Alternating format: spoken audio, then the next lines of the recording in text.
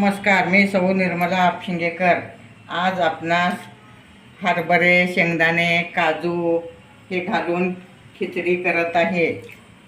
शेंगदाणे हे खूप पौष्टिक असतात, हरभरा पण पौष्टिक असतं, काजू पण पौष्टिक असतं। आता आपण तांदूळ धुवून घेतला आहे 2-3 पाण्याने। आता ह्यात तेल घालत आहोत।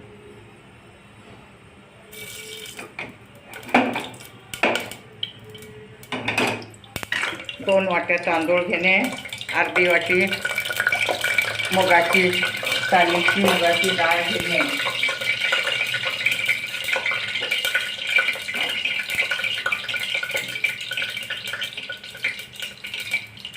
स्वच्छ मुगाची डाळ तांदूळ धुवून घेणे।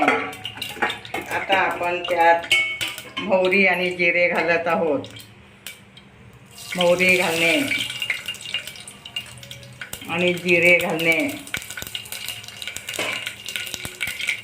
मोहरी छान तडतडायला लागली आहे।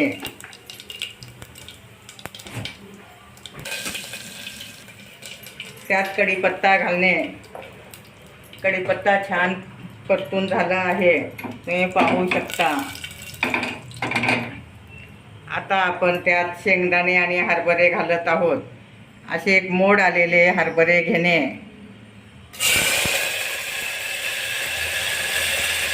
अगदी लांब लांब पांढरे शुभ्र मोड आले आहेत। शेंगदाण्यालाही मोड आले आहेत, हरभऱ्यालाही मोड आले आहेत। आता आपण तमालपत्र, काजू, परत काळी मिरी, दालचिनी, लवंग हे सगळं तेलात घालत आहोत। काजूमुळे त्याला खूप छान चव येते आणि खायला चविष्ट लागतं। सगळं छान परतून घेणे। तेलात परतल्यामुळे लवकर शिजते। आता आपण तांदूळ घालत आहोत।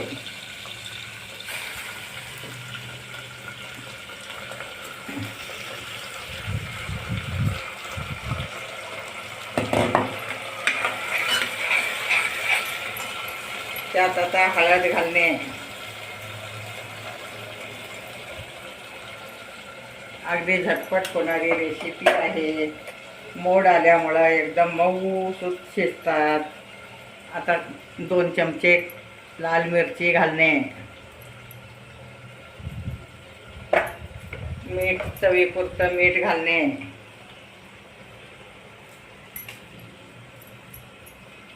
आणि सगळं एकत्र परतून घेणे।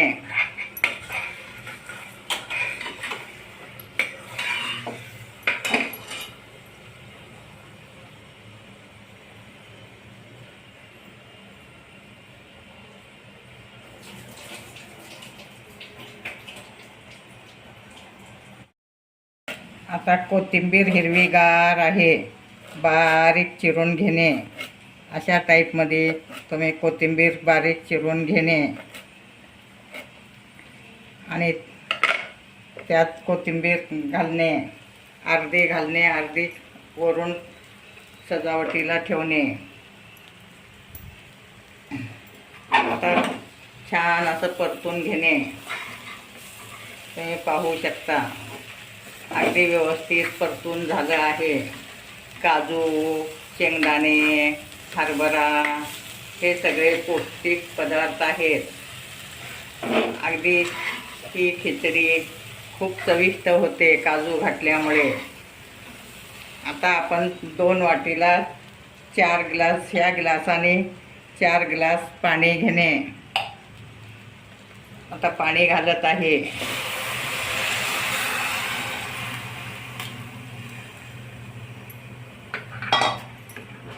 आता एक शिट्टी करून घेणे झाकण लावून।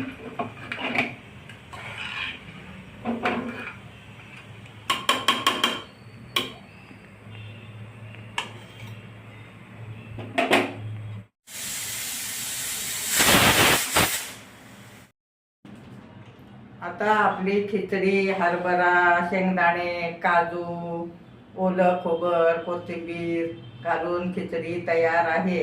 15 ऑगस्टच्या निमित्ताने स्पेशल खिचडी आहे।